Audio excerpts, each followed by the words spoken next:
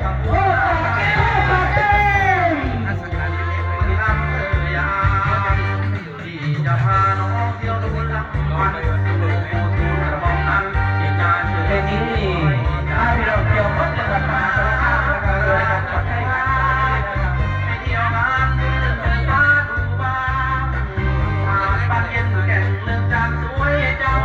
จะพาเที่ยวบ้างไปเที่ยวสังขารขอเสียงเพลงช้าง